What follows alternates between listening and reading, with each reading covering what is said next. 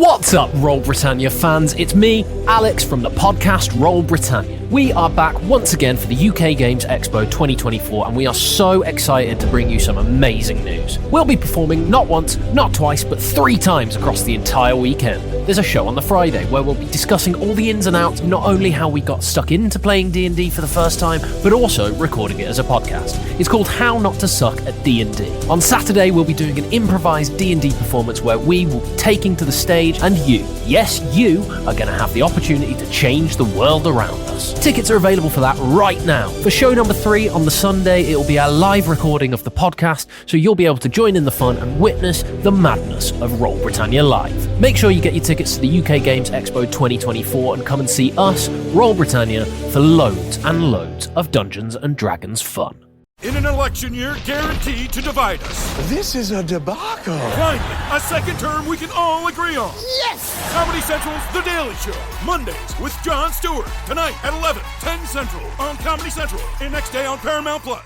Why wait to see if you'll get something you like this Valentine's Day when you can go to BlueNile.com and find something you'll love? Whether you're looking to treat yourself to a little winter sparkle or show a galentine how much you appreciate them, Blue Nile offers a wide selection of high-quality designs, expert guidance, and free 30-day returns for the ultimate peace of mind. You can even design your own jewelry. Right now, save up to 50% at BlueNile.com. That's BlueNile.com.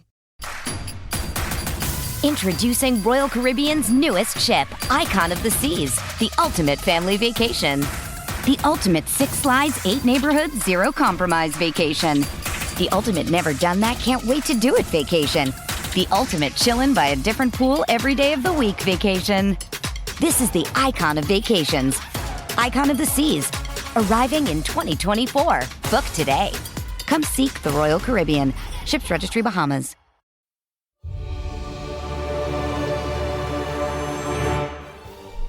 Hello and welcome to Roll Britannia Parley. I'm Tom and I play a character called Keth Frostiron in Roll Britannia.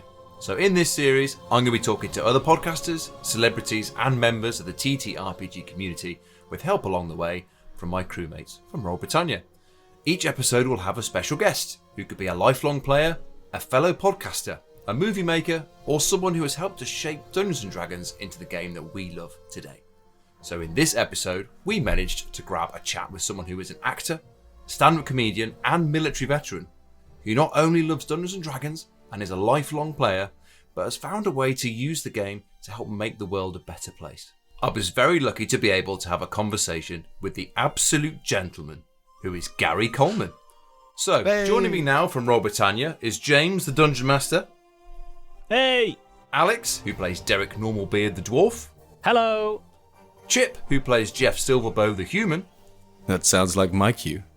And Paul, who plays Malrus the Halfling.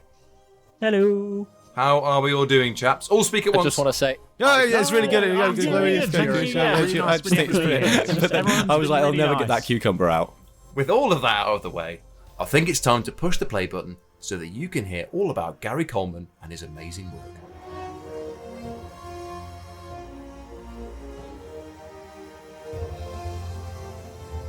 Joining me now for Roll Britannia Parley is Dr. Gary Colman. Gary, how are you doing? I'm good, man. Nice to see you again. Again, yes. Thank you very much for joining me. Yes, we met at MCN Comic Con in London. That's right. Yeah, when was that? October, a couple of weeks ago now, wasn't it? Not long. Yeah. How did you find the show? You're sure? Yeah. Yeah, loved it, man. I really loved it. A great audience. For your bit of it, and also I got that was the first. We went to Comic-Con with our little charity, which we might chat about later on. I go to Comic-Con every year, and it was the first time I'd seen as much role-playing games there. I think it was, it had a different vibe. I think this year, didn't it? With you guys there, and a Critical Role as your support act. They were okay as well. One day. But it was also there's loads, and it was the most kind of role play game. I mean, Dungeons and Dragons-y really kind of Comic Con I've seen. So it was really exciting. I loved it. I really enjoyed it.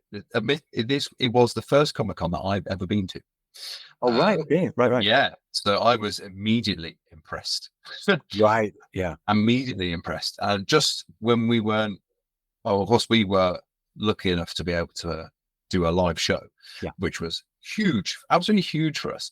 And then but when we were in a little bit of downtime, just talking to people as we're walking around, or we saw some fans of Roll Britannia. We walked in, there was someone in a Roll Britannia t-shirt. Yeah. We thought being punked. Well, but I really mean, how many Comic Cons have you been to? oh gosh, I mean, I not millions. I've probably been going to like sort of 4 or 5 years to Comic Con. Yeah. But I've been doing other conventions, a bit more kind of role playing games conventions. I think I go to UK Games Expo, most years.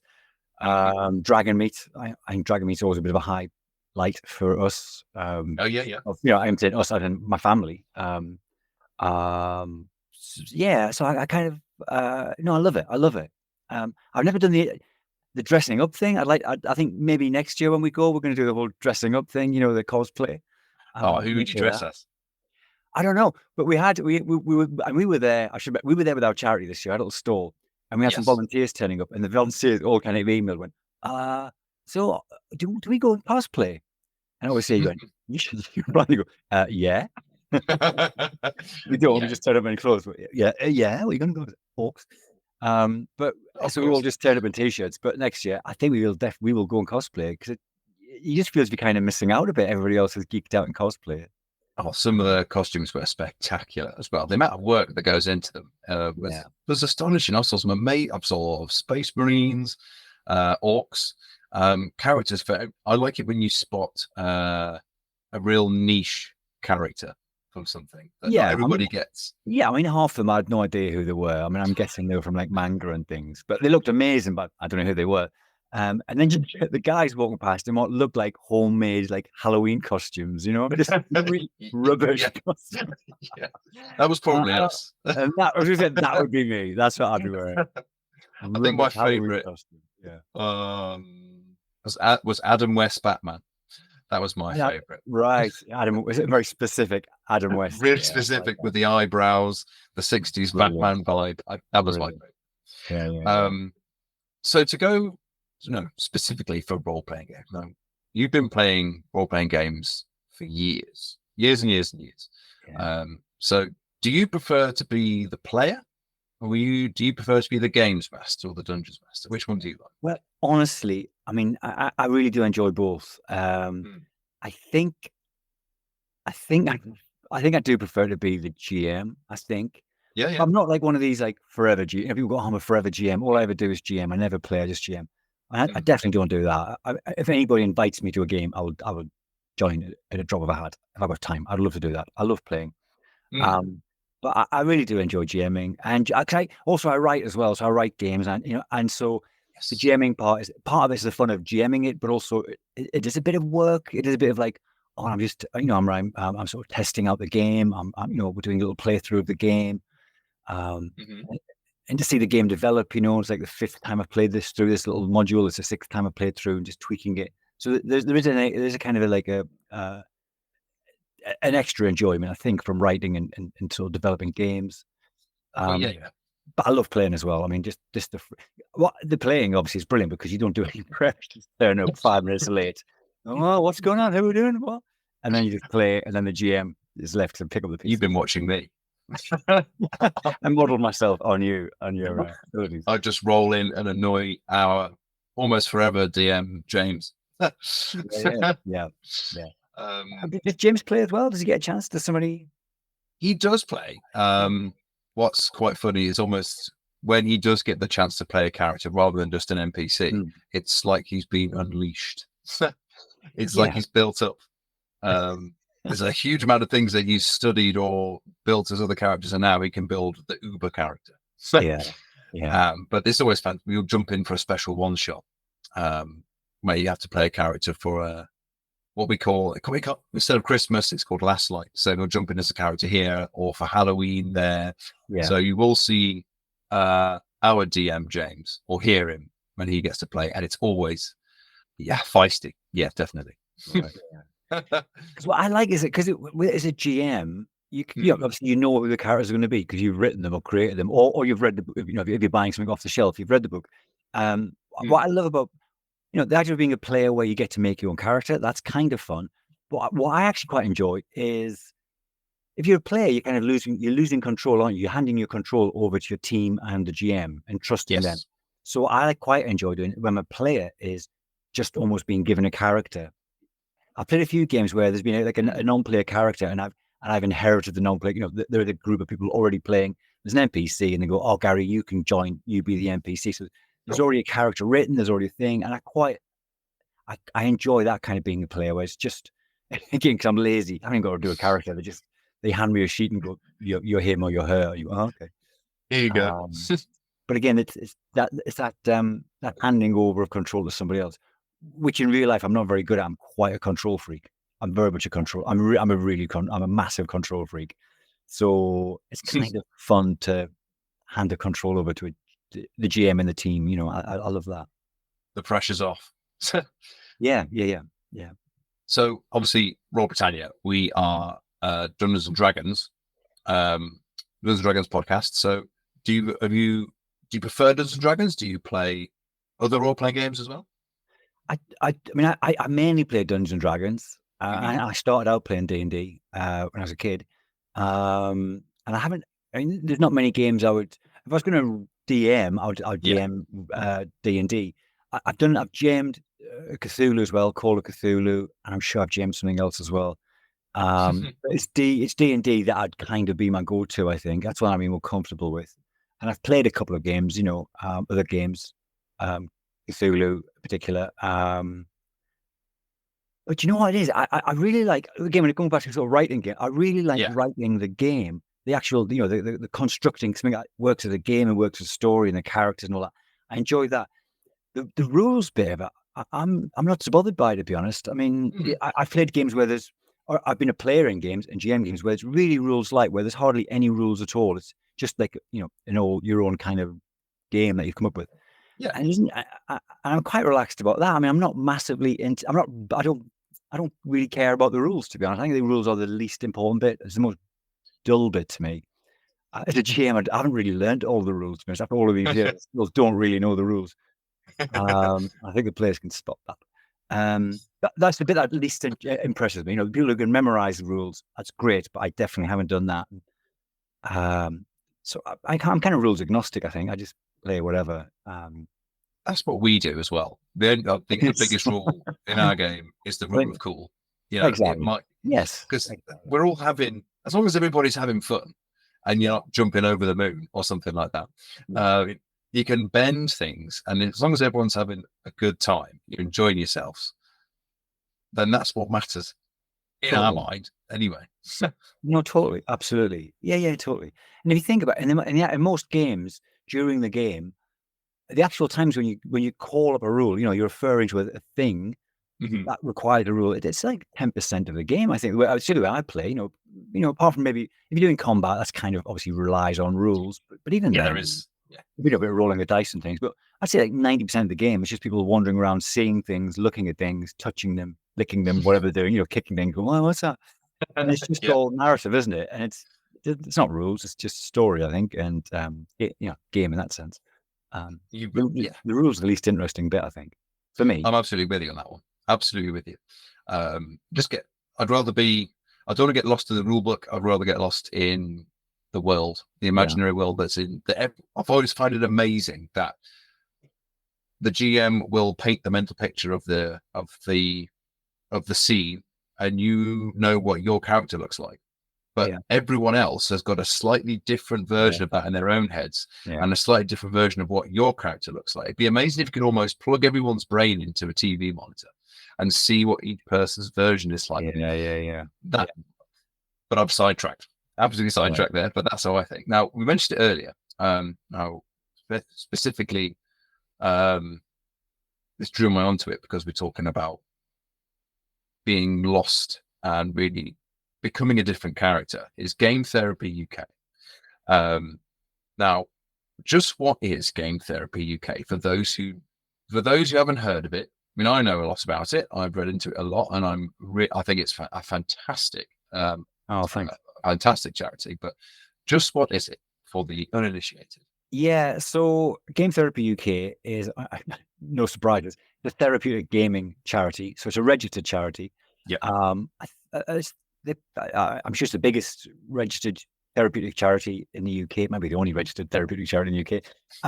And what we do is we're using therapeutic gaming. I'll discuss that in a second. We're using therapeutic gaming really to sort of combat social isolation across all of our groups, and we're doing it for public benefits. So we're not in the marketplace. We're not selling anything. It's the clients or the players. It's free for them to play. They're often from groups that have got some vulnerabilities or some level of social isolation. Yes, we're using therapeutic gaming to sort of combat that. And sometimes we'll go into it a bit more in terms of mental health and things. It depends upon the clients, really. And then what do I mean by therapeutic gaming? Therapeutic gaming for us is, we think any game has got the potential to be therapeutic, helpful, positive. It could be anything, Dungeons and Dragons, Cthulhu, the grimmest game you can think of, with vampires and death, could be therapeutic. Equally, I think any game can be toxic. It's how you play. So I from our point of view, it's quite sort of a democratic thing. We are interested in, how do you play a game? We're looking at evidence. What's the evidence? What's the best way? What's the best practice of playing games to make them as therapeutic as possible and to minimize the chance of them being as harmful as possible? So we do these therapeutic games, and we have, the charity is quite big, and we have got a lot of sort of specialists, I suppose. We've got clinical psychologists and other forms of psychologists and occupational therapists and teachers and educators and recovery workers and doctors and psychiatrists. And all these people, and of course gamers as well, a lot of gamers volunteering. And they all work together to develop these therapeutic games. And we're working at the moment, we're doing projects with people experiencing homelessness, survivors of modern day slavery, loads of different things, people in addiction recovery, also veterans, military veterans. And serving military personnel as well, because they've got an increased risk of mental health conditions. A bunch of things, and then we're working on developing some projects now, which we're going to come online in the new year, for young people and adults with autism, young people in schools, mainstream schools, but also young people in looked after care, like care homes, that kind of thing. And then we're looking. It takes years to develop a project. We're doing it we'll do it quite thoughtfully, and so we're looking for later in the year to look at projects for people in prisons, prison populations, people with dementia. So many different projects. It is really interesting, and the volunteers are amazing, and just a huge level of sort of expertise amongst our volunteers as well. It's fantastic. So, I mean, how long has game therapy been going? When did it start? As a charity, and we're really new. So we started just before COVID. We weren't registered yet, but we started as an unregistered charity just before COVID. And then you apply for registration, and you have to go through all this, quite rightly, you have to jump through all these hoops and things and demonstrate good governance and safety and what have you. And it took about a year for us to get registered, which is kind of reassuring. I think it takes a while. So we've only been registered this year. So we were working as an unregistered charity for about a year and a bit, and then we got registered. Our registration came through. Now we're fully registered. And this is the first year that we're working as a registered charity, which means really it's also the first year that we've been able to get any funding as well. Because of course, to get funding. So a short amount of time, really, but it sounds like it's really, really taken off, the amount of people that are involved. Totally. Yeah. And I think one of the things that we're looking at really is just controlling growth, because we've had so many people contact us and going, "Oh my gosh, what you're doing is really good," or what your teams are doing are really good. Can you help us do this? Can we do this? And and we just have to control how much we can do, because it is about controlling growth.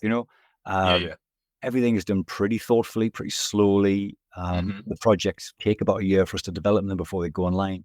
Sometimes a little bit longer. So I think we're growing slowly, but it's also growing exponentially. So I think it'll pick up. Absolutely. Yeah, so 2 and 3, yeah. So I find it amazing that Well, I can certainly relate to how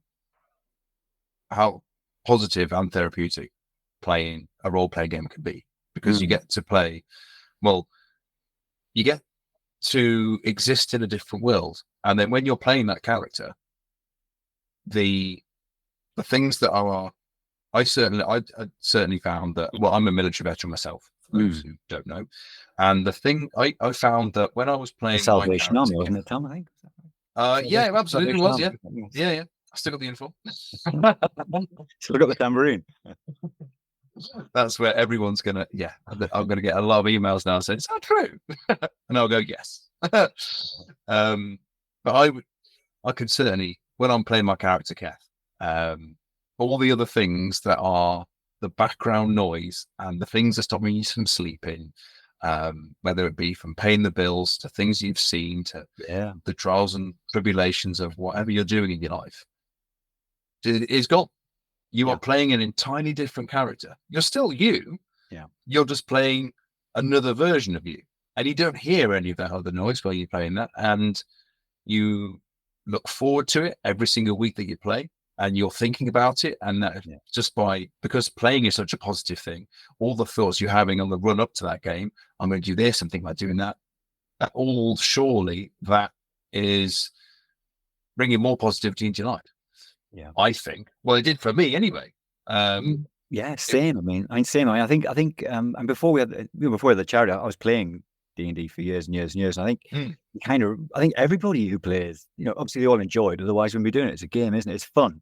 The other thing it's really good for is it is self-motivating. So when you're doing it therapeutically, you're working with kind of vulnerable groups or people who maybe have never played D&D or the charity is game agnostic. We play any game, but we do play a lot of D&D as well, I think. We'll talk about D&D because of Roll Britannia today. But I mean, so yeah, we play a lot of D&D, and we have people come along and they've never played D&D before. They're not really, they're not gamers as such, but they get the same benefits. What you've exactly described. They start playing and they're transported to a different world, and also if you get people with kind of real vulnerabilities, it's really profound. Some of the changes that you see, we have had people who have, we've had women who've, not gamers at all, who've had experienced real trauma, lifelong trauma and violence, domestic violence, whatever. And then they'll play for 90 minutes. The first game they've ever played for 90 minutes, and they're playing, I don't know, whatever they're playing, barbarian or whatever, bashing things. And then they'll say at the end, "Oh my word, that was just amazing." So, we had one woman say, and I've said this before, but it just struck me. She said, "The first time I've ever sort of stuck up for myself. It's the first time I've ever been brave and done something." Yeah. And you go, "Wow, that's brilliant." And her key worker who was there, worked with her for years and years and years. And that's amazing that she said that, and did that. And I mean, brilliant, good for her. I mean, but I think that's why play is important. Play is an opportunity just to rehearse something without the consequences. Sure. You can make mistakes. We all play. With the military. So you're a veteran. I used to be in the army. I was a veteran as well. Yes, of course. And people go, "Oh, it's a bit odd, isn't it? Playing D&D. It's a bit geeky, isn't it, for somebody in the army?" But you remember in the military, or there are bits of time when we disappear off and we do things for real. Go on operations. But 90% of your career you're spent on exercise, preparing, rehearsing for whatever you're going to do. And what's that if not a game? It's a massive game of soldiers. Very, very much so. It's just playing, isn't it? It's just wargaming it. Yeah. I always likened it to the fact where it's, to use a football analogy, it's like, you spend most of the week, every day of the week, you're training, you're practicing, you're getting ready for in 7 days, in all those hours, and you play for 90 minutes. If that was your army, some people in their army careers might not even get to play that game. They might not even deploy. So you're always practicing, playing, wargaming. But I used to find the same as well. If you mentioned Dungeons and Dragons or role-playing games or anything like that, when I was in, it wasn't met positively. No. It's the environment that you're in. But I am finding that certainly now, the more since I've left and mentioned it to people, at first it was almost like a secret society. So, do you play Dungeons and Dragons? Yeah, I play Dungeons and Dragons. But now it's far more. I don't want to say the word accepted because that's not fair. But it's much more widespread. Everyone's into it. The advent of Stranger Things, the official movie as well that came out, that has massively helped. Definitely, Parks and Recreation TV show. So that's massively helped. But you obviously talking about military veterans. There is another something else that's new, which is tactical advance to game. Yeah. Now, what is tactical advance to game? So tactical advance to game. It's a group under the wing of our charity. So our charity is Game Therapy UK. And one of the first projects we did, I mentioned, was we did a project for military veterans.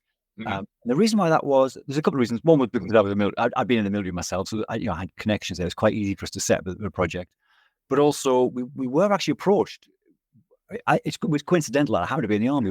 We were approached. The charity was approached by NHS veterans to say, could you do a therapeutic gaming project for some veterans an online therapeutic gaming project for some veterans with PTSD? And it was like, yeah, we'll definitely look at it. And my first thought was, I'm sure we can, because the evidence for therapeutic gaming, we've only been doing it in the UK for a couple of years, but they've been doing it in America for decades, and a lot of the work was done with veterans. And again, in America, when I was in the army, I never mentioned I'd played D&D. I would never dream of mentioning it. I didn't know anybody in the military who played D&D. But I was aware that in America, it was quite a big thing. It was quite a big thing in the military. A lot of the military in America would openly talk about playing gaming. And it seemed to be accepted. Okay. I think it might have been because, in fact, a lot of the original guys, the old and bold, who started D&D back in the day, they were all themselves veterans. They'd gone through Vietnam and Korea, not Korea, but Vietnam, and they themselves had been veterans. So yes. Of course, Gary Gygax, and then Gary Gygax, who we were fortunate enough to beat, and he was in the US Army a long time. He only retired half colonel when he left, wasn't he? Yeah, certainly higher than I ever got. But I wasn't in as long as him. I think he was. That's all it was. But yeah, he was often saying how advantageous it is for soldiers and veterans, playing these sorts of games, like we say in wargaming, because it teaches you tactics, problem solving, communication, which is all extremely key, obviously. So is tactical advance to game just for veterans, serving personnel? So it came about. So as I say, we were asked by the Sorry, I jumped ahead. No, sorry. We were asked by NHS to look at, could we set up the project for veterans? And we said, we were aware that there was already some work being done in America. Not much, but a little bit of work. A lot of work was done with video games, and there was a lot of evidence coming from video gaming, Call of Duty in particular, that kind of first-person shoot 'em up. There's a lot of evidence where military personnel, military veterans were playing these games, and they were getting triggered. The PTS was being triggered by playing the games, but they found that therapeutic. They're sitting somewhere safe in their home, and they were shooting these imaginary guns, and they could literally smell the cordite. They could smell, they were back in Iraq, they were back in Afghanistan, whatever, getting symptoms of PTSD. Excuse me, but they all said if they found it therapeutic, which is kind of psychologically what you'd expect. So we had that bit of evidence to support that. What the thing I thought was there'll be no British military veterans who play at D&D. They just they won't be there, because I left the army 20 years ago, and then when we contacted the British Army, it's really popular now. It is popular in the army. There are regiments have clubs. They've got Dungeons and Dragons clubs. They've got role playing games clubs. The army, there was an RAF wargaming association, which is now a tri-service wargaming association, and they have a lot of players in there. Of course, the military, I think all arms of the military, all three services, they've all got like esports, which is video gaming, I know, but they've got big esports teams and things, and they and of course, I think between video gaming and role playing gaming, there's a huge crossover now. It's getting more blurred. Baldur's Gate came out recently. I mean, I think everybody who plays D&D is playing Baldur's Gate online, and it it's a D&D game. It's blurring what is a video game and what's a face-to-face game. So the NHS asked us to look at setting up this project. So as we set up the project, one of the things we wanted to do was we just wanted to meet lots of Army, military, RAF, Navy role-play gamers. So we set up a club, basically. We called that our club was called by the people in the club Tactical Advanced Game. They came up with that name, and it's just a community of military personnel from all three services, veterans, serving personnel, regular sort of full-time soldiers, and territorial soldiers. Sorry, I keep saying soldiers, military personnel, RAF and Navy as well.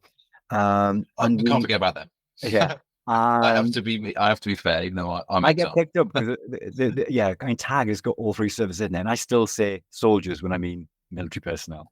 Sure. And they get together, and there's now an online club, if you like, and it's getting bigger and bigger. We've got folks from America in it. We've got folks, American personnel. We're speaking to guys down Australia, up in Canada. So it is international. And these military people get together online and they play. So everybody in the group is military. That's what they came up with. They said we want everybody to be military. Sure. I think the idea being that there is it's a community, isn't it? It's a community, and it's their choice. They want to do that. And I get that. Mm-hmm. It is amazing, man. I know, because we can get you in because you're a veteran. So you've got to come down and play a game because it is crazy. When you see, I think we should. I'd like to video it and show the world what it looks like when military people play Dungeons and Dragons. Because if you think about Dungeons and Dragons, I mean, I'm assuming all of your listeners play D&D or some kind of role playing game. If you think about in D&D, we're all there. We are in imagination. We're creeping off. We're skulking down dark tunnels. We're armed to the teeth, hyper vigilant, thinking, "Oh my gosh, any second now, me and my mates are going to get attacked." The only people who actually do that for real, I think, are military personnel. If they've trained 5, 10, 20 years to do that. And when you play with them, they just take it seriously. They as a GM, I'm GMing these guys, these people, and I'm giving these little tasks, these dungeons and things to go into. Sure. They just trash through them. They're clearing rooms, check up. They're level 1, they're taking on liches and things. It's like, oh my God, they're just awesome to watch. It's so much fun. I bet actually, I bet they play in a massively different way to a civilian game. Or they understand tactics, and I think it is then important actually that everybody. It adds to that thing of everybody's military, because if the GM's got some sense of what they're doing, then you can reward their tactical thinking. You see what they're doing. You can put it into the game and go, right, if they behave tactically, they'll do okay. If they do something stupid, then or if they're unlucky, something bad might happen. But you can reward their tactics. You can see what they're doing. It's brilliant fun. It's brilliant. I mean, I've been at the army 20 years now, and I play in games with other civvies, and again, they're kind of all armed to the teeth with medieval weapons, but we're all armed to the teeth, skulking around. You're doing bits and bobs, and me and my civilian team, they just go charging into rooms. You think, oh my God, what are we doing? This is nonsense. It's just, I find it a bit frustrating because I was a medic in the army. I wasn't some kind of SAS sniper or anything. I was a medic, but so I still have enough tactical nous to know that this is what the civilians are doing. Go, you wouldn't last 5 minutes if you did that for real. And, it is fun doing it with military personnel because they all know the tactics. I guess they know what they're doing. I definitely want to see in action. I want to get involved just to see what it's like. The sound of being able to do a tactical room clearance again. I do find it though that I find myself that if we're going along an adventure, I'm developing my actions in my head. Yeah, totally. What happens? What we're going to do if this happens here? What we're going to do if this happens here? But I can't brief that to the guys, because I don't want to. Part of me is like, I don't want to take it too seriously, and also they're not going to know what I'm talking about, and is it going to be fun? And also, the GM probably wouldn't reward you for it. They wouldn't know what you were trying to do. Do you know what I mean? If so, we play a game, and even when they're moving from dungeon to dungeon, and they're traveling across land, they'll stop at night. They'll put up a camp all around defense. They just go into it. All these things that military personnel would do. They just do it. And you think brilliant. You know what I mean? Brilliant. And then when they get attacked, the enemy are attacking them tactically, and they're responding to that. And the other thing is that you hear is, of course, is that when military veterans are playing games, one of the things they say, apart from even they've got no mental health problems. One of the things they say is, I had all these skills, which I learned for years and years and years, which I can't use. I just can't use these skills anymore. And then if you play D&D or a game with other, even if they're not military veterans, if you just play a normal game of D&D, suddenly these skills can be used again. Just thinking tactically, these really life and death skills that they've learned and honed, you get a chance to play with them again. I can totally relate to that, actually. Yes, I haven't picked up a weapon since 2015. That's when I left. But every time Keth does something where he raises a weapon to his shoulder, I can almost feel it. I can almost imagine it. So, I'm definitely have to get involved. I'd love to see it. So to cycle back to Game Therapy UK. So Tactical Advanced Game as... Well, can I just make a quick plug? If you've got any listeners who are veterans, yes, please. Personnel, or if they're in the territorial army, or if you've got listeners overseas, from America, Australia, wherever, if they want to get in touch, because we're bringing more and more games, and the games aren't just D&D. We've got lots of D&D games, but we'll be playing Aliens and Cthulhu as well, and bringing more games on. So any veterans, I keep saying blokes as well. I mean blokes as in a gender-free sense. Female blokes, we have those as well, obviously. Can't say soldiers. Yeah. So, and we'll put in the description for the episode all the links to Tactical Advanced Game Therapy UK, so you can have a listen and go and check it out, and you can volunteer, because you can volunteer as GM, but volunteer as player. So we do, and the charity, we do training as well. So all of our GMs all of our volunteers have a level of training first, and kind of a little bit of vetting, and and insurance as well. We bring one, so they get insured and then they play. Yeah, as GMs. Yeah. This is my vetting process. I've made you failed. I know. So what's next for Game Therapy UK? I mean, time of recording, we're very close to Dragon Meet. Yep. So we'll be a Dragon. Dragon Meet for us now, and as we're talking, is this Saturday. So we'll be down at Dragon. We met at Comic-Con. You and I met at Comic-Con, where we had our store. We'll be a Dragon Meet. I think that's in December. So that this recording will probably go after that, I think. Just up. We're going to be at MCM. In the new year, we're busy. I think we're at all the major conventions throughout the year. So our next one is in January at Contingency, and then all of them. And then we'll go to Salute as well, which is a wargaming one. Lots of military veterans there. Oh, sure, yeah. We'll be up at UK Games Expo, Comic-Cons. We will be there, UK Games Expo. Yeah. Absolutely.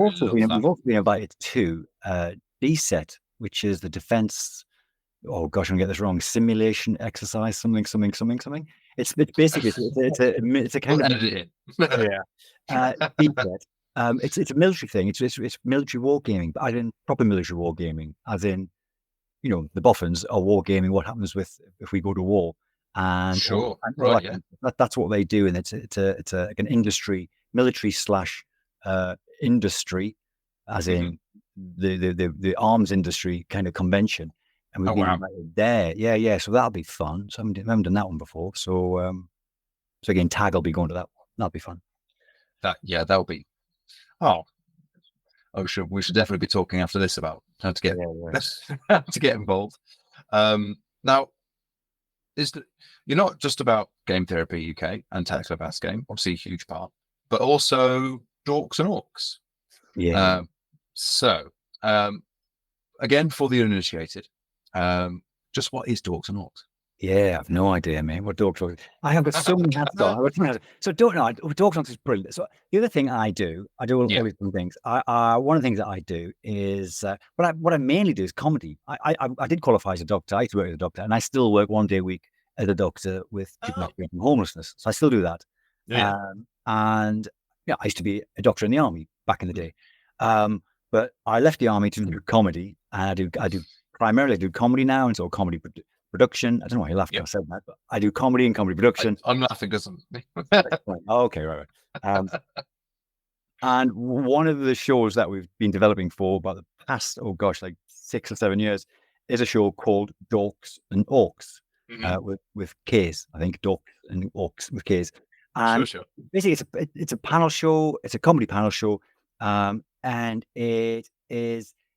It's if you think of, Would I Lie to You, or Saying Cats, or whatever, all those kind of British staple comedy panel shows. It's like that, except it's different. It looks like we're just playing Dungeons and Dragons essentially. So I'm the host. So I look like the games master, the dork master, we call it. And like it. Big book, the Dorkonomicon, from which we play the game.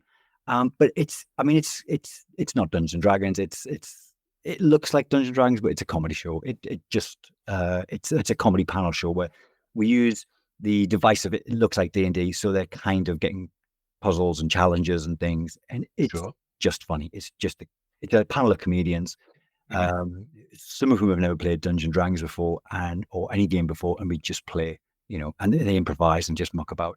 It's really funny. We also tend to get audience members up, and we stick them on the panel, like proper who play D&D, and it's just fun. We have this amazing sort of backdrop that we can have this like sort of computer generated and real time backdrop of show the dungeon that the guys are in, and that's made by an amazing people called RPG Stories. So do check that out. And we just play through these dungeons, and it's a right laugh. We're doing it live, we're doing it online. We recorded a pilot out in LA about this time last year. We were out there. Oh yeah. And so it's at the moment we're doing it live primarily, but we're in talks to kind of get it on big screens soon, hopefully. And that was live at Edinburgh Fringe. So we did Edinburgh. We did 3 days up there. Yeah. And we're going to go back up. We're going to go up next year for a longer run, either 1 or 2 weeks. We just did 3 days. We just thought we'll do 3 days just to do Edinburgh Fringe, I suppose. And it wasn't a massive room. It was like 150 seat room, whatever it was, and we sold it out. We didn't even advertise; just sold out 3 nights. And we thought, oh, brilliant! Well, let's just do this next time. And it was awesome. It was like half the room was like full of geeks who really played D&D who came, and half the room were just people who come to see a comedy show. And I think everybody enjoyed it. So it was really good. There were loads of kids. We hadn't thought of that. There was loads of kids. There was loads of kids in the audience. Yeah, it was 3:00 in the afternoon. When I used to go to Edinburgh as a comedian, I used to do my stand-up show at 3:00 in the afternoon, full of people. I don't know if you'd been to Edinburgh, but at 3:00 in the afternoon, the audiences for comedy have already sank 3 or 4 pints. Adults in a bar. I like doing a gig in the evening, and so I just in my head I thought 3:00 in the afternoon, I'll be full of adults, 2 or 3 pints in, and we'll see where this is going. Yeah. So we walked out on the first night there. I've got my stuff on. And I look out, oh my gosh, it's just full of kids. Not like half the room of kids. What was it? And one of the comedians, we have a guest comic on. Our guest comedian on the first show was one of my favorite comedians, a guy called Seymour Mace. Seymour, absolutely brilliant comic, one of the best comics. Go and see him; he's a brilliant comedian, but he does swear a bit. And Seymour is backstage going, "Hey Gary, is it all right if I fucking swear?" I'm going, "Yeah, he'd be fine."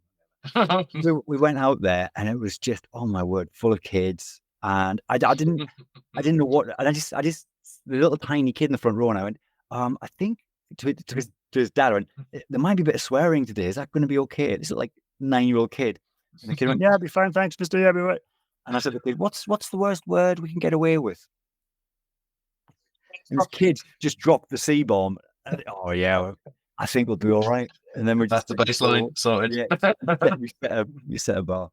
Actually, having kids in really does give it a frisson. It makes it much more fun because then you're trying not to trip up, which is good fun for comedians. You're trying not to cross the line, and then it's kind of cheeky because you do. But you try and keep it, And then it's like an adult pantomime where the adults are giggling because they're getting what the comedians are talking about. It's kind of an adult thing.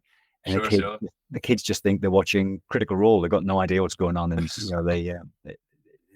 fun. It's really good fun having the kids in there. Well, the thought of doing, regular TV panel show of Dorks and Orks, that sounds brilliant. Absolutely brilliant. Yeah, I mean, we've spoken to big TV production companies, certainly in the UK, and we've chatted to a couple of them in America as well, and they love the idea. It's just, there's a lot of competition getting stuff out there at the moment. So, yeah. I think, I don't know, we'll give it a shot. It's fun, so we'll keep on doing it, and we'll definitely be doing it live this year. And I think we'll get it on. I think we'll definitely get a digital platform going this year. I'm almost certain of that, and we'll see what happens. So if we ask you nicely, could we get involved? Oh my gosh, yes. Oh my god, yeah, definitely. We've already spoken about this. You're definitely invited. Definitely, you'll be part of the Dorks and Orks crew. Definitely. That would be brilliant. Absolutely brilliant. Well, subject to contract. Oh well, yeah. Well, Gary, thank you. There's no represented by any contract. In the terms and conditions, scrolling on the bottom of the screen now. No, there we go. No, we'd love. There we go. We're massive fans of yours, so yeah, totally. Well, that's very kind of you, Gary. And you've already plugged it a bit, but is there any final plugs that you'd like to make before we wrap up? Dorks and Orks mentioned, Game Therapy mentioned. I think that's it, isn't it? I think.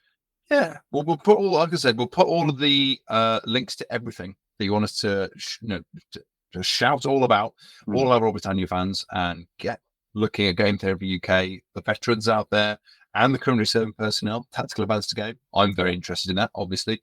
And check out Dorks and Orks as well. So thank you very, very much for spending some time with Gary. I love it.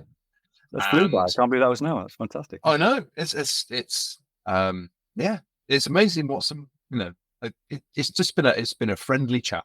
And you've been very kind and very patient with me. So thank you again. We'd love to have you back on again on the show in the future. And it's a shame because we're going to go to MCN Comic-Con Birmingham, and you're at Dragon Meet, so we won't meet up, which is a shame. It's a bit of a trek between the two. We won't be able to make it down. We've got to double up. I think it would be indeed. But thank you very much, and all the best with everything that's going on for you. And I'm really looking forward to talk to you again soon. Awesome, man. Thank you so much. Thank you. Thanks, Gary. Now, I really love chatting to Gary. I definitely want to drop Keth into some real tactical combat in Tactical Advanced Game, but that's just me. So, what did you four take away from that? I mean, I have to say, I was sort of. It was really interesting seeing this how D&D sort of has been not just useful, but is played totally differently by people who have actual real-world combat experience. Yeah. For me, I mean, put it this way: when I play with you guys, it's sort of like the blind leading the blind into a dark space full of chaos. Yeah, the monkeys are running the zoo. Yeah, and it seems like, from what Gary's saying, that if we put a group of veterans into a similar situation, maybe you need to, I don't know, take a tower and storm the captain's room at the top of it, and just hold them to account. And quickly make sure that you have control of the firearms of the building. Mm-hmm. They'd probably get that done in 3 or 4 turns, quite simply just clearing the space, capturing the powerful weapon and ensuring that the target doesn't escape down. I have no idea what you mean.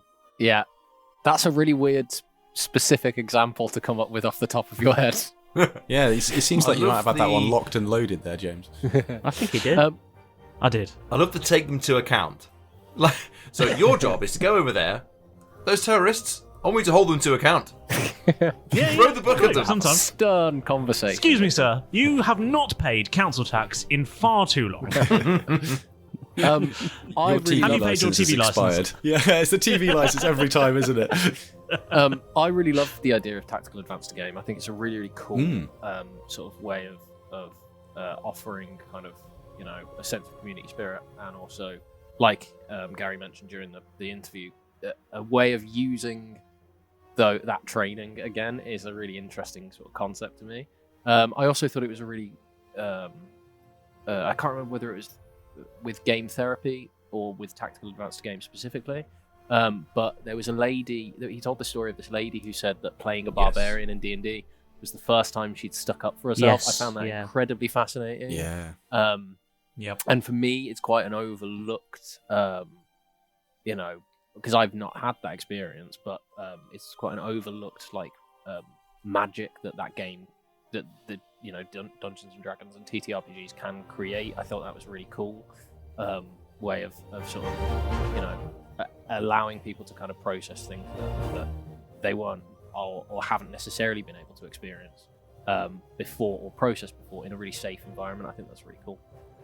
I agree. I think that the like you've mentioned with the therapeutic aspect of sort of role-playing games with mental health that Gary's obviously very much spearheading this big push for, and I think it's admirable, because for me personally, and we've touched on this briefly with the knowledge and things like that that will probably come out later, but there's a few, for me personally, it has really, playing TTRPG games has massively helped with my mental health, and the idea of having Asperger's and sort of struggling to deal with interactions with people, the idea of being able to just put a facade on or become a character has been really, really useful. But equally, little moments that I realise that one of the biggest things I struggle with is being misunderstood, and lack of communication is a very difficult thing for a lot of people to get right. Whereas here I find it really fascinating to there have been a number of times in our show where I've meant something, and in my head it's really clear, crystal clear of what the scenario, it can't be misread, surely. And then suddenly you put it out to 4 other minds and you are just doing the weirdest thing in the world, and actually you're standing facing a window. Yeah, or simultaneously trying to flirt, running away from a guy with a massive sword that might be trying to kill me. All of these things can suddenly end up in a completely misunderstood scenario. And I think it's really helpful for me to have those big moments where it's almost farcical about how bad out of control it gets because of a simple misunderstanding. Because it means that then in real life, when I start to feel like, okay, things are starting to get misunderstood, I know how bad it could go. I've got that sort of idea of, I might get chased by a guy with a sword, or everyone might start hitting me and beating me up. But equally, I know it can never be that bad. And so it gives me that sort of calmness to go, you can handle this. You've handled that. You can handle this. And I think it's really important that it's being utilised in that way, because the idea of playing characters, having that confidence from whether it be performing arts or playing TTRPG, which, let's face it, is a version of performing arts with the role-playing element. I really, really am so grateful for people like Gary out in the world for spearheading this kind of help, because it's such a great way. You don't even realise you're being helped half the time, and suddenly you come out just feeling better. What about you, Paul? What did you take away from it? There's a couple of things.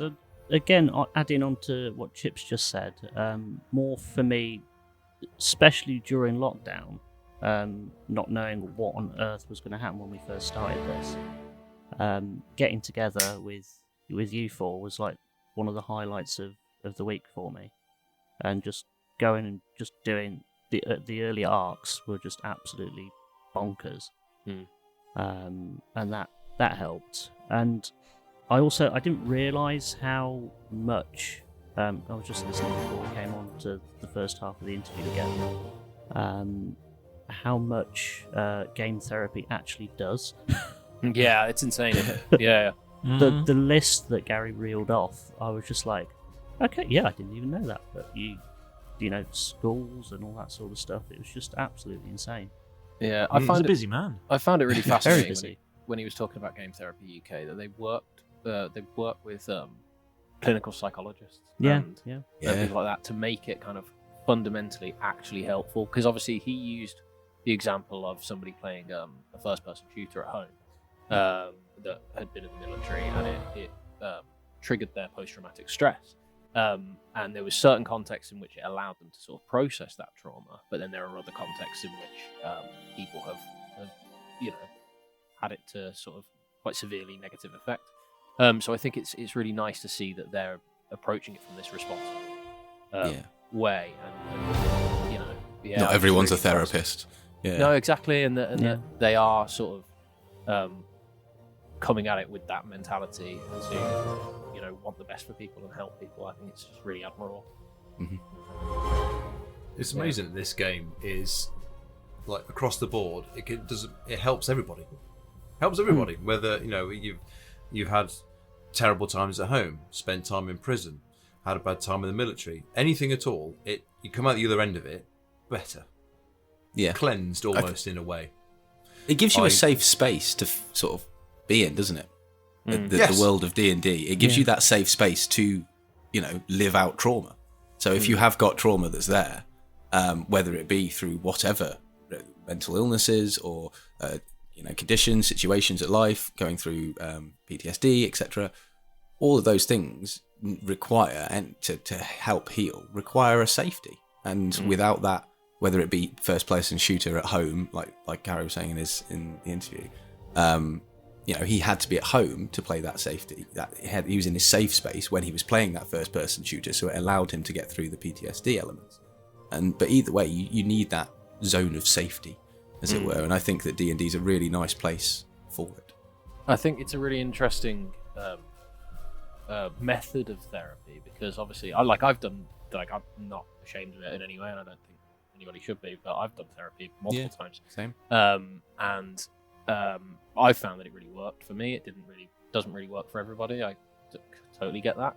I think what's interesting about D&D as therapy is that it is a lived experience, in the sense that we've been playing, just to take us for an example, we've been playing the same characters for the past 3 years, almost 4 years.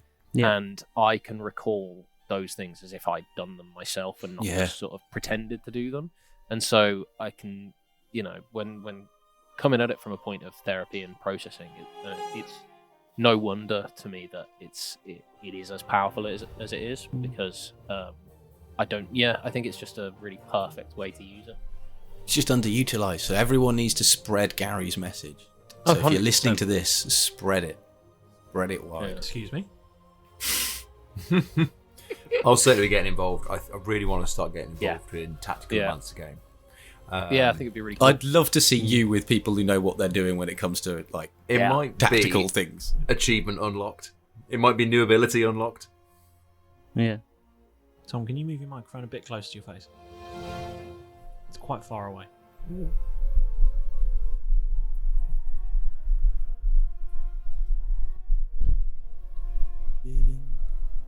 There we go.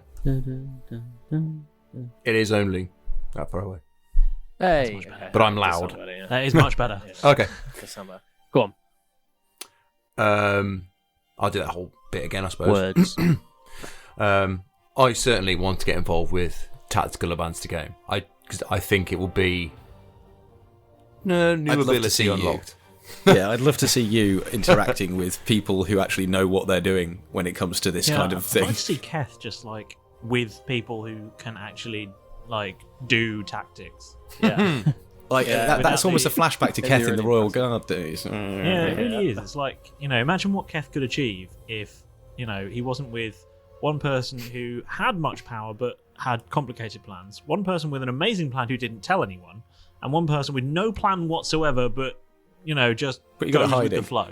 And I imagine it'd be a very sweary game, and there'll be all sorts of bizarre forces, language and acronyms and stuff that will just come tumbling back out again. I know there will be. I know you need a translator afterwards. Do you reckon it'd be really loud and then really quiet as well? There'd be moments where it's lots and lots of talking, loads and loads of acronyms getting thrown around, and then just as you were doing it, you just hear silence but dice rolls, because then you'd all be doing hand movements. The thing that really interests me is that my understanding is that Gary, that with therapeutic gaming, they're currently playing 5e, and particularly with the tactical side of things. My understanding of the game is actually that sort of thing would probably work a lot better with something like 4th edition, which is very heavily based in positioning, tactics, what's interacting with what, and a lot of the rules of 4th edition seem to change quite heavily based on who's doing what in what specific position. Right. And I feel like that would probably that would lend itself quite a lot more to that quite tactical side of gaming, where 5th edition is a lot more loosey-goosey. That would be really interesting to see. I think it would be it'd be a cool way to use a more tactical system. It's one of the reasons that I opted to go 5th edition, was that it was much easier.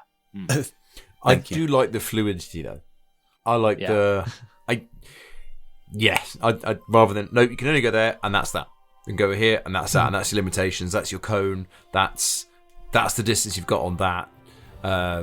So I do like, but then again, I've never played 4. With 4th edition, you get a lot more things like you get bonuses for attacking someone from behind, or you get bonuses if they are currently fighting someone else, and you get and you come sneak at them. You can attack them. You get the equivalents of things like sneak attack damage quite a lot. Yeah, I was going to say, James, reasons. I don't know what you're talking about. I get all of that stuff. But you get that attacking someone from You guys have yes. They see you coming, and they're like, and surprise! If someone attacks with something else, you can potentially, you can interact with them in a particular way based on how they've already been attacked. And there's quite a lot of tactics involved in that. So I'd be interested to see if they ever do play 4th edition.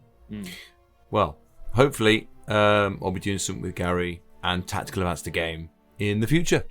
Absolutely. So, but it wasn't just Tactical Advanced Game and Game Therapy that you guys talked about. He also mentioned Dorks and Orks, which is a really cool panel show D&D. D&D game show. Well, which remember. I feel like we need to get them into love Frostbeard. to be involved with.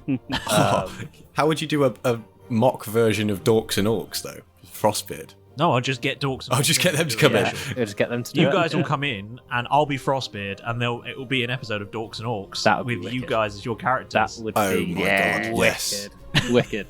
But I'll yeah, have to get myself a big blue beard. Yes. I would love to be involved with Dorks And just Orks, receipts Game Therapy, everywhere. all that kind of stuff. Just hurling receipts and sweet wrappers. Huge pockets. And I think it's really cool.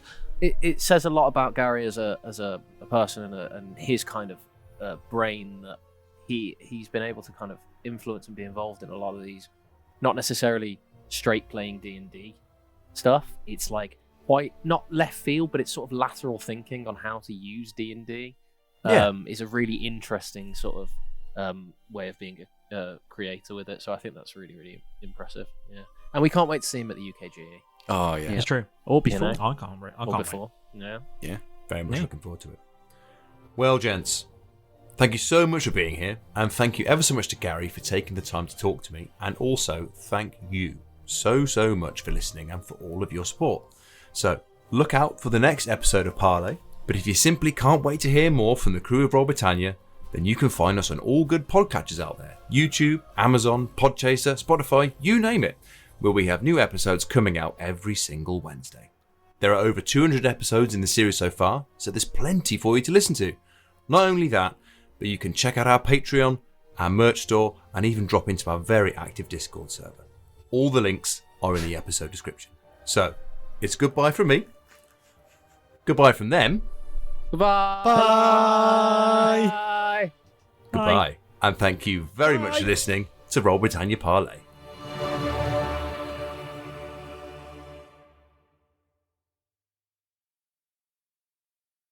Sports Social Podcast Network.